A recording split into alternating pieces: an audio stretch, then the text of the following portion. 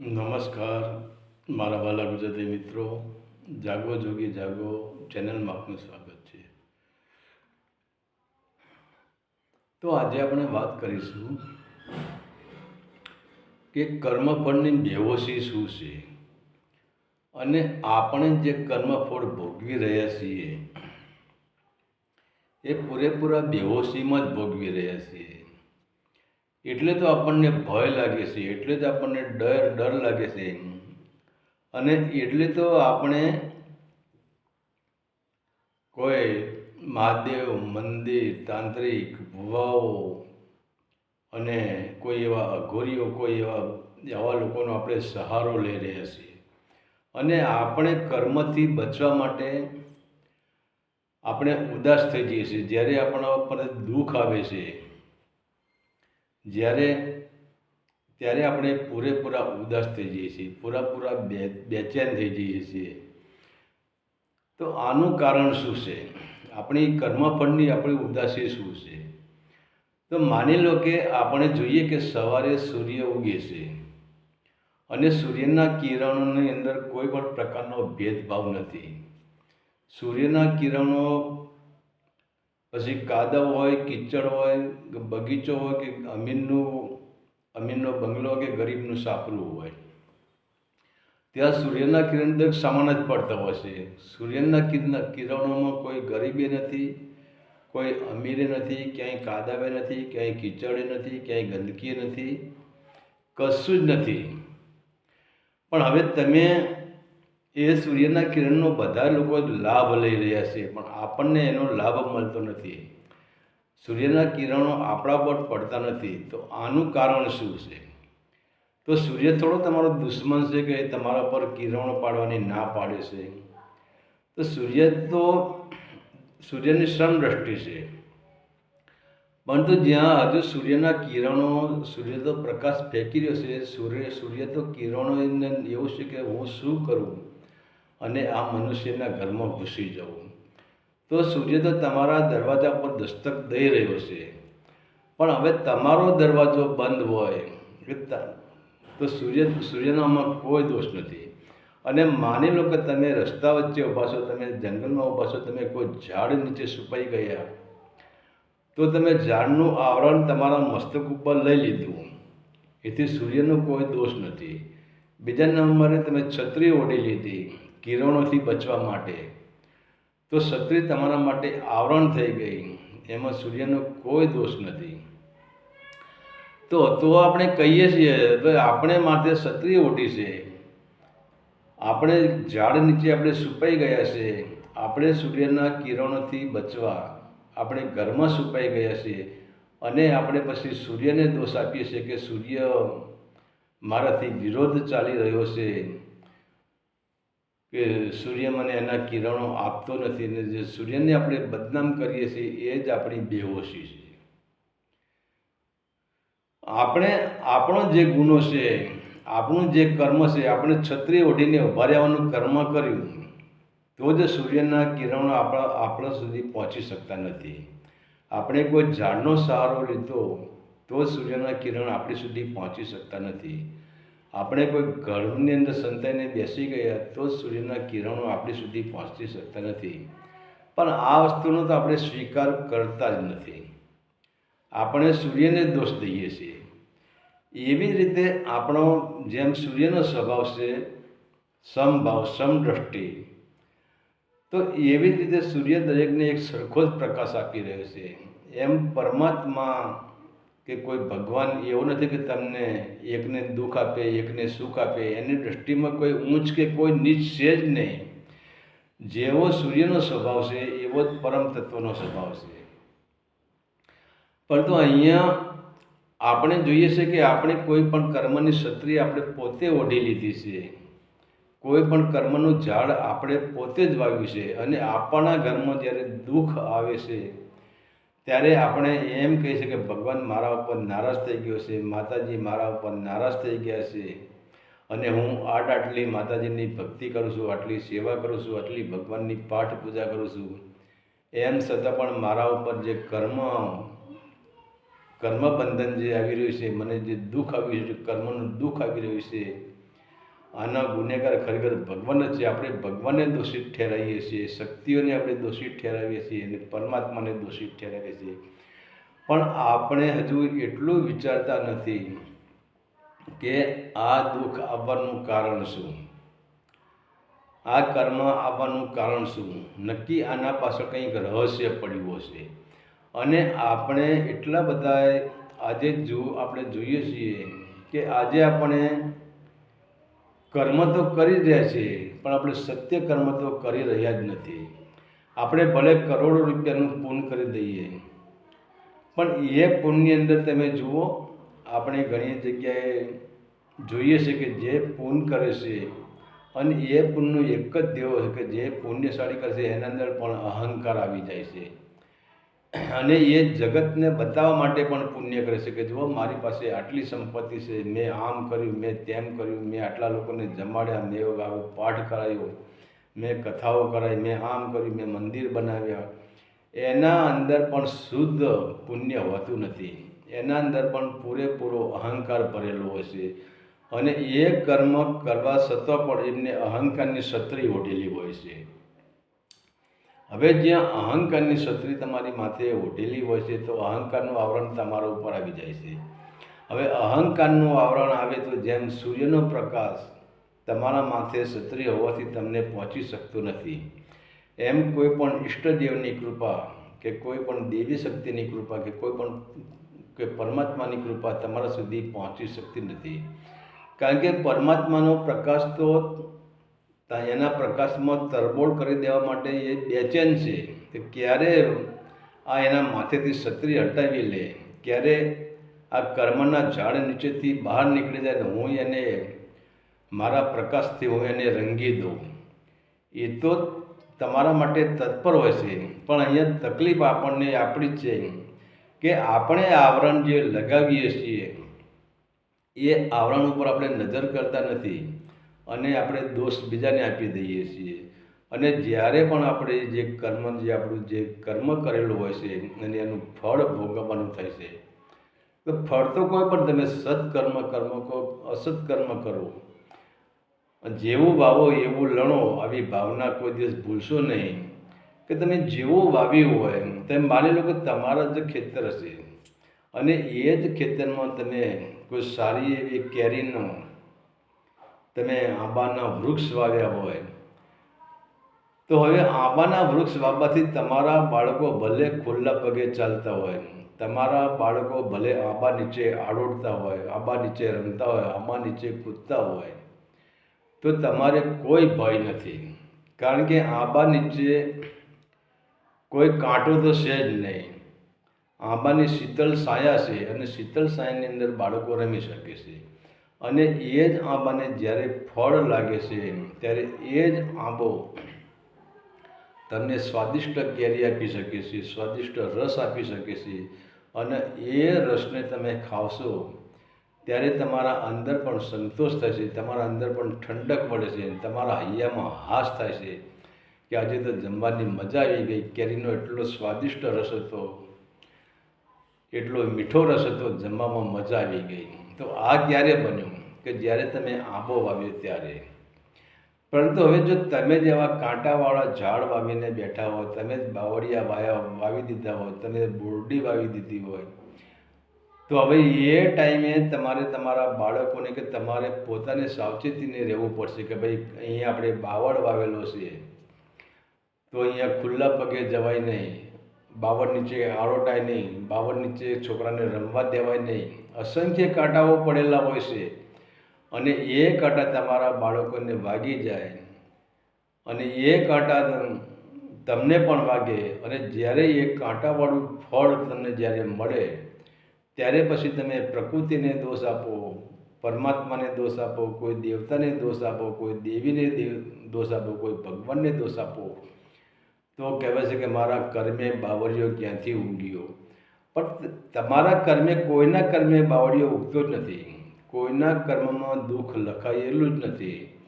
પણ આપણે જે બીજ રોપીએ છીએ અને આપણે જે બીજ રોપીએ છીએ એ બીજ આપણે એટલું બધું બેહોશીમાં રોપી દઈએ છીએ કે આપણને ખ્યાલ જ આવતો નથી કે હું કયા પ્રકારનું બીજ રોપું છું. કારણ કે બીજ રોપવાના ટાઈમે આપણી પાસે કેટલી વસ્તુઓ હાજર હોય છે. પહેલાં તો આપણી વાસના, બીજો આપણો અહંકાર, ત્રીજો આપણી બેહોશી. આ 3 વસ્તુઓ આપણી પાસે હોય છે અને આપણે બીજ રોપી દઈએ છીએ. એટલે બીજને આપણે જાણી શકતા નથી કે મેં કેવું બીજ વાવ્યું છે. અને બીજા નંબરે કે જ્યારે તમે કોઈ પણ પ્રકારના કર્મનું બીજ વાવો છો ત્યારે એ બીજ શુદ્ર હોય છે, એટલે કે એ બીજ નાનું હોય છે, એનું ઝાડ હોતું નથી અને એને ફળ લાગતો નથી. પરંતુ એ જ બીજ તમારા અંતકરણની અંદર રોપાય છે અને ત્યાર પછી એ બીજ, જેમ આપણે ધરતી પર બીજ વાવીએ છીએ અને એ ધીરે ધીરે બીજ વિરાટ વૃક્ષ બની જાય છે અને વિરાટ વૃક્ષ બન્યા પછી એને મોસમ આવે છે અને એને ફળ લાગે છે અને ત્યારે જ આપણે ફળ ભોગવવાના આવે છે. એમ ભલે આપણા કર્મનું બીજ નાનું રહ્યું, પણ જ્યારે એ વૃક્ષ બની જાય છે અને જો તમારા સારા કર્મો છે, એટલે કે તમે આંબા વાવ્યા હશે, તો એ ફળ રૂપે તમારે મીઠી કેરી ખાવા મળશે, તમને આનંદિત થઈ જશો. જે તમારા આપણે સત્કર્મ કહીએ છીએ અને જે તમારા દુષ્કર્મ હશે, એટલે કે તમે જે કાંટાવાળા ઝાડ જ વાવ્યા હશે, જો ઝેરીલા ઝાડ જ વાવ્યા હશે અને ઝેરનું જ વાવેતર કરીશું, તો તમારે એ ફળ, જે ઝેરીલા ફળ છે, તમારે ખાવા જ પડશે. અને એ કાંટા તમારા પગમાં તમને વાગવાના જ છે, એ કાંટા તમારા હૃદયમાં તમને વાગવાના જ છે અને એ કાંટા આપણને દુઃખ આપવાના જ છે. તો આપણે કર્મની બેહોશી શું છે? હવે જ્યારે આપણી ઘરની અંદર દુઃખ આવે ત્યારે હવે આપણે આવો કોઈ પણ પ્રકારનો આપણે વિચાર કરતા નથી કે મારા ઘરમાં આવું કેમ બન્યું, મારા ઉપર આવું કેમ બન્યું, મારા ઉપર આ કર્મ કેમ આવ્યું, મારા ઉપર આ દુઃખ કેમ આવ્યું, મારે આવા દિવસો કેમ જોવા પડે છે, આવા દિવસો જોવાનું કારણ શું, મને કેમ હૃદયમાં કાંટા વાગી રહ્યા છે, મને કેમ શરીરમાં કાંટા વાગી રહ્યા છે, હું કેમ દુઃખી થઈ રહ્યો છું, તો આનું કારણ શું? તો હવે આવવાની તમે લાખો કોશિશ કરો, તમે લાખો મહાદેવ મંદિર, ભુવા ભોપાલ કે તાંત્રિક હોય કે વલિયા હોય કે પીર હોય કે પૈગંબર હોય કે પછી કોઈ અઘોરી તાંત્રિક હોય, આના સાનિધ્યમાં જવાથી કોઈની પણ તાકાત નથી કે તમારું કર્મ બંધન તોડી શકે.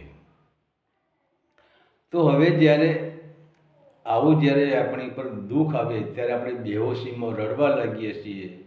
અને તમે જુઓ, ઠેર ઠેર આપણે લોકોને કહેતા જઈએ છીએ કે મારા ઉપર કુદરત રૂઠી છે, મારા ઉપર પ્રકૃતિ રૂઠી છે, મારા ઉપર મારી જે આપણે ઈષ્ટદેવ માનતા હોય, મારા ઉપર ઈષ્ટદેવ રૂઠ્યા છે, મારા ઉપર ભગવાન રૂઠ્યા છે, મારા ઉપર પરમાત્મા રૂઠ્યા છે. અરે આ ભાઈ, પરમાત્મા કોઈના પર રૂઠતો જ નથી. પરમાત્મા તો સ્વયં એક સૂર્ય છે અને સૂર્યનો એક જ પ્રકાશ છે અને સૂર્યના પ્રકાશમાં ઊંચ નીચનો કંઈ ભેદભાવ જ નથી. અને સૂર્ય તો કરુણાથી ભરેલો છે, સૂર્ય તો પ્રેમથી ભરેલો છે. એ તમને પ્રેમ પીરસવા માગે છે, એ તમને કરુણા પીરસવા માગે છે અને એ એના પ્રકાશથી તમારા પર ફેલાઈને તમને એના પ્રકાશમાં રંગી દેવા માગે છે, એના પ્રકાશથી તમને તરબોળ બનાવી દેવા માગે છે.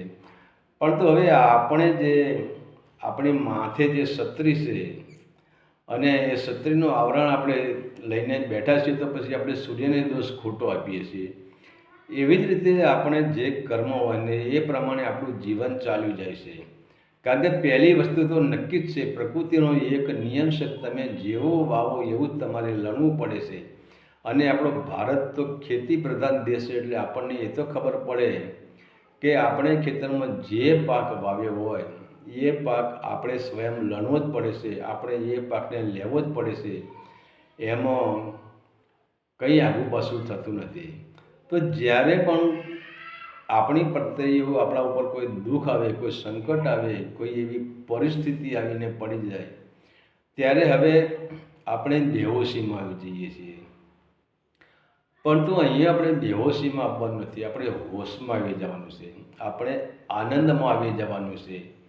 અને આપણે એટલું આનંદમાં આવી જવાનું છે, આપણે જાગૃત અવસ્થામાં આવી જવાનું છે. ખરેખર જે મારું આ દુઃખ આવ્યું એના પાછળનું એક જ કારણ છે કે મેં આ કર્મ કરેલું હતું. અને કર્મ એક પ્રકારના હોતા નથી. ક્રિયામાન કર્મ હશે, સંચિત કર્મ હશે, પ્રારબ્ધ કર્મ હશે, અનેક પ્રકારના કર્મ હશે. તો આપણે એક નક્કી કરવું કે મેં કંઈક કર્યું હશે. માની લો કે આપણે સંસારિક દ્રષ્ટિએ વાત કરીએ કે તમે આપણો જે આપણો કોઈ મિત્ર હોય, આપણો સગોવાલો હોય કે કોઈ માણસ આપણને સામો મળે તો આપણે એને પ્રેમથી આવકાર આપીએ તો એ સામેવાળો પણ આપણને પ્રેમથી જ બોલાવવાનો છે. પણ જો આપણે એને ટૂંકારો દઈએ, એનું અપમાન કરીએ, એને ગાળ દઈએ, એના પાછળ આપણે ખોટા શબ્દો વાપરીએ તો એ માણસ પણ આપણી પાસે આપણું અપમાન જ કરવાનું છે, આપણી પાસે ખોટા શબ્દ વાપરવાનો છે, આપણને ટૂંકારા દેવાનો છે, આપણું અપમાન કરવાનું છે. તો જેવો આપણે એને બોલાવ્યો, જેવું આપણે એની સાથે કર્મ કર્યું, એ માણસે એવું કર્મ આપણી સાથે કરવાનું છે. તો હાલ આપણે તાજો દાખલો જોઈ લે કે જેવું કર્મ આપણે કરીએ છીએ એનું ફળ આપણને ભોગવવું પડે છે. અને એટલે જ સંતોએ કહ્યું છે કે જે શબ્દો છે એ તોલીને બોલવા જોઈએ. શબ્દોમાં ઝેર ના હોવું જોઈએ, શબ્દોમાં વિવેક હોવો જોઈએ, શબ્દમાં અમૃત હોવું જોઈએ, શબ્દમાં કરુણતા હોવી જોઈએ, શબ્દમાં પ્રેમ હોવો જોઈએ. અને આવા શબ્દોનો આપણે ઉપયોગ કરીએ તો સામે આપણને વિવેક, પ્રેમ, કરુણા એ પણ આપણને સામેથી જ મળી રહેશે. પણ આપણે ક્રોધીલા શબ્દનો આપણે ઉપયોગ કરીએ, આપણે વિભસ્ત શબ્દનો ઉપયોગ કરીએ, સામે આપણને ક્રોધીલા શબ્દો, અપમાનજનક શબ્દો અને વિભસ્ત શબ્દો આપણને સામા મળી રહેવાના જ છે. હવે આમાં આપણે ક્યાં ભગવાનનો દોષ કાઢવાનો રહ્યો, ક્યાં આપણે પ્રકૃતિનો દોષ કાઢવાનો? તમે સામાવાળાને ગાળ દીધી તો પહેલું કર્મ ગાળ દેવાનું તમે કર્યું છે. તમે વિભસ્ત શબ્દો બોલવાનું પહેલું કર્મ તમે કર્યું છે. અને એના ફળ સ્વરૂપે એને પણ તમને ગાળ દીધી, એને પણ તમારું અપમાન કર્યું, એને પણ તમને વિભસ્ત શબ્દ કહ્યો. તો કર્મ તો તમે જ કર્યું છે. તમે એને કહ્યું કે આવો મારા વાલા, આવો મારા વાલા, પધારો મારા વાલા, બેસો મારા ભાઈ. તમે આવું કહ્યું તો એ તમને એમ જ કહો, એ તમને પ્રેમથી જ બોલાવે, પણ તમે એને પ્રેમથી બોલાવે નથી, તમે એના સામે નફરત કરી છે. તો નફરત કરવાનું કર્મ પહેલાં તમે કર્યું છે. તો પછી સામેવાળાનું જે તમારું કર્મનું બીજ છે, કર્મનું ફળ છે, તો સામેવાળો પણ તમને નફરત જ કરવાનો છે. તો કહેવાનો મતલબ છે કે જ્યારે કર્મ આપણને ભોગવવા મળે, જ્યારે દુઃખ પડે ત્યારે આપણે હોશમાં આવી જવાનું અને આનંદમાં આવી જવાનું. અને એક વાત નક્કી છે કે હે પરમાત્મા, તું કેટલો ભાગ્યશાળી છે કે જે મારા કર્મ કર્યો એનો હવે મારે હિસાબ ચૂકતો કરવાનો છે. અને જે કર્મ મેં કર્યા છે એ ભલે મારા ખોટા કર્મ હોય, પણ હું એ કર્મને હોશમાં આવીને હું એ કર્મનો ભોગવીશ. કારણ કે મેં આખા ખેતરમાં બાવળ જ વાવ્યા છે. હવે આખા ખેતરમાં તમે બાવળ વાવ્યા હોય તો તમારે આ શેઢેથી સામા શેઢે જવું હોય તો તમારે કાંટામાં જ ફરજિયાત ચાલવું પડે છે. તો પછી આપણે નક્કી કહ્યું કે આ જીવનરૂપી ખેતર છે, એના અંદર મેં કાંટાવાળા જ વૃક્ષ વાવ્યા છે, એના અંદર મેં ઝેરીલા જ વૃક્ષ વાવ્યા છે. તો એ ઝેરીલા ફળ મારે ખાવાનો સમય આવી ગયો છે. અને મારા જ વાવેલા ફળ મારે ખાવાનો છે, મારા જ વાવેલા કાંટા મારા પગમાં ખૂંચી રહ્યા છે. તો હું જેમ આ કાંટાનું ખેતર હું પાર કરીશ અને આ શેઢેથી સામા શેઢે જઈશ, તો પછી મારું કાંટાનું ખેતર પૂરું થઈ જશે અને સામે ફળદ્રુપ જમીન આવશે. અને ત્યાંથી તમારું જે કાંટાનું ખેતર તમારા જે આપણા ખરાબ કર્મનું ખેતર છે ત્યાં પૂરું થઈ જાય છે. અને ત્યાંથી પછી ફળદ્રુપ જમીન આવે છે. અને એ ફળદ્રુપ જમીનમાં પછી આપણે આંબાના ઝાડ જ વાવવાના છે. આપણે કોઈ રસવાળા જે ફળ આપતા હોય એવા જ ઝાડ વાવવાના છે. એટલે કહેવાનો મતલબ આપણે સત્કર્મ કરવાના છે. અત્યાર સુધી આપણે અસત કર્મ કર્યા અને એનું ફળ આપણે ભોગવી લીધું, એનું ફળ ભોગવવાનું પૂરું થઈ ગયું. અને બેના વચ્ચે જે ગેપ પડે છે, એટલે કે જે શેઢો આવે છે, અને એ શેઢા પછી ખેતર બદલાય છે, એટલે કે તમારું જીવન બદલાય છે. હવે એ જીવન આપણે ક્યારે બદલી શકીએ કે જે પહેલું આપણી પાસે બે ખેતર છે, એક સત્કર્મનું ખેતર અને એક દુષ્કર્મનું ખેતર. હવે દુષ્કર્મનું ખેતર છે, કુકર્મનું ખેતર છે, એને આપણે પહેલાં પર કરવાનું છે કે એ આપણે પહેલાં વાવી દીધેલું જ છે અને એના ફળ આપણે ભોગવવાના છે. તો રડવાનું નથી, નાસીપાક થઈ જવાનું નથી, હારી જવાનું નથી, કોઈને બીજા માથે ઢોળી પાડવાનું નથી કે કુદરત મારાથી રૂઠી ગઈ છે ને, ભગવાન મારાથી રૂઠી ગઈ છે ને, માતાજી મારાથી રૂઠી ગઈ ને, ગુરુજી મારાથી રૂઠી ગયા છે ને, પરમાત્મા મારાથી રૂઠી ગયા છે. અરે ભાઈ, તારાથી કોઈ રૂઠી નથી, તું પોતે જ તારાથી રૂઠી ગયો છે. તો આપણે એ ખેતરને પૂરું કરવાનું છે, અને એ ખેતર જ્યારે પૂરું થાય ત્યારે એનો જે શેઢો આવે છે, અને શેઢા પછી તરત બીજું ખેતર બદલાય છે, જેને સત્કર્મનું ખેતર કહેવાય છે. પણ આપણે હવે ધ્યાન હોશમાં એ જ આપવાનું છે કે આપણે એક ખેતરમાં તો આપણે દુષ્કર્મનું વાવેતર કરી દીધું, કાંટાવાળા ઝાડનું વાવેતર કરી દીધું, ઝેરીલા ઝાડનું વાવેતર કરી દીધું, એટલે જ આપણે ઝેરીલા ફળ ખાવા પડે છે, એટલે જ આપણા પગમાં કાંટા વાગે છે, એટલે જ આપણને દુઃખ થાય છે. પરંતુ હવે એ ખેતરમાંથી તો આપણે હસતો હસતો બહાર નીકળી ગયા છે, એને ભોગવી લેવાના છે, અને એ પણ હોશમાં આવીને, રડતો રડતો નહીં, બેહોશીમાં નહીં, હોશમાં જ ભોગવી લેવાના છે. અને એ તમે કર્મ હોશમાં ભોગવી લેશો એટલે એક ખેતર તમારું પૂરું થશે, અને ત્યાં શેઢો આવશે, શેઢા પછી તમારું જે બીજું ખેતર આવશે, અને એમાં આપણે એવા કર્મના બીજ રોપવાના છે કે જે કર્મ સત્ય કર્મ હોય, અને જે કર્મ જે આપણે જેને પુણ્ય કહીએ છીએ.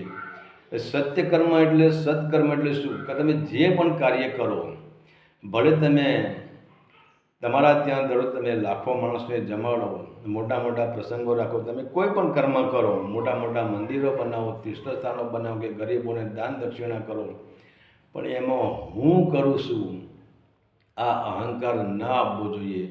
અને જો એ અહંકારરૂપી આવરણ હટી જાય, દરેક કાર્યમાં અહંકારરૂપી આવરણ હટી જાય, એને જ આપણે સત્કર્મ કહીએ છીએ. નહીં કે બાકી તમે લાખો કર્મ કરો અને તમે અહંકારથી પણ આવરણ, અહંકાર તો આવી જ જાય છે. અહંકારથી જો આપણે કર્મ કરશું તો એ કર્મ શુદ્ધ કર્મ રહેતું નથી, એ કર્મ ઝેરીલું કર્મ બની જાય છે, એ કર્મ કાંટાવાળું કર્મ બની જાય છે. કારણ કે અંદર અહંકારરૂપી કાંટા ભરાઈ ગયા છે, અંદર અહંકારરૂપી ઝેર આપણે કર્મમાં રેડી દીધું છે, અને એ કર્મનું ફળ આપણે ભોગવવું જ પડે છે. તો કહેવાનો મતલબ, જ્યારે આપણે કોઈ પણ કાર્ય કરીએ તો પહેલાં તો હોશમાં આવી જવું, અને પછી સાક્ષી ભાવમાં આવી જવું, અને પછી અકર્તા પદ, કે જે થઈ રહ્યું છે એ પરમાત્માની કૃપાથી જ થઈ રહ્યું છે. તમે જેને પણ માનતા હોઈએ, ભલે પરમાત્માને માનતા હોય કે જે થઈ રહ્યું છે પરમાત્માની કૃપાથી થઈ રહ્યું છે. હું તો આમાં નિમિત્ત જ છું, મારે કંઈ લેવા દેવા, સંપત્તિ પણ મારી નથી, આ મકાન પણ મારું નથી, આ જમીન પણ મારી નથી, આ બાળકો પણ મારા નથી. હું તો એક નિમિત્ત છું, હું એક કઠપૂતળી છું, અને આ મારું સ્ટેજ છે, આ મારું પાત્ર છે, અને પરમાત્માએ મને આ પાત્ર ભજવવા માટે મોકલ્યો છે. તો હું પાત્ર ભજવી રહ્યો છું, હું તો નાટકવાળો, નાટક કંપનીનો માણસ છું. મારે આ પાત્રને મારે કંઈ લેવા દેવા નથી, અને જે મળ્યું છે એ પરમાત્માનો પ્રસાદ છે.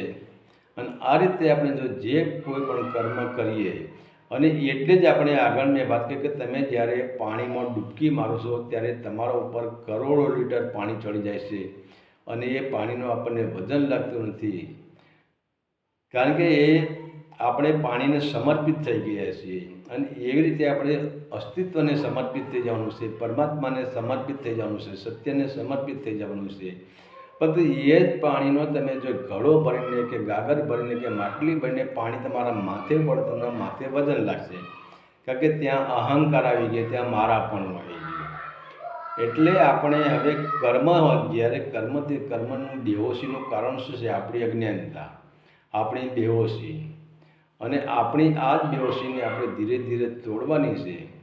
અને કોઈ પણ પ્રકારનું કર્મ આપણને પહેલેથી જ આપણે જે વાવેતર કર્યું હોય, કાંટાવાળું કર્મ હોય કે ઝેરીલું કર્મ હોય, એને પ્રેમથી ભોગવી લેવાનું છે, અને નક્કી કરવાનું છે કે હવે આજ પછી આ કર્મ હું ભોગવી લઉં છું, પણ હવે હું સત્કર્મ કરીશ, અને એ પણ અહંકાર રહિત શૂન્ય સ્વભાવથી અને સાક્ષી ભાવથી જ કરીશ કે મેરા મુझ में कुछ नहीं, जो कुछ है तेरा, और तेरा तुझको सौंप दूँ ते कहाँ लगत है मेरा. અને તમારી જોડે તમે જેને આવો છો, જેને તમારી પાસે જે ભિખારી આવે છે, જે માગણ આવે છે, જે યાચક આવે છે, અને તમારી પાસે જે પુત્ર આવે છે, પરિવાર આવે છે, સ્ત્રી આવે છે, એ કોણ છે? એ પોતે સ્વયં પરમાત્માનું રૂપ જ છે. તો પછી ભેદભાવ કોની સાથે? હું કોને દાન કરું છું? આપવાવાળો એ છે પણ લેવાવાળો એ છે. તો ભેદભાવ ક્યાંથી? પછી કર્મ બંધન રહેતું જ નથી. હરિ ઓમ તત્સત. આદેશના પ્રણામ.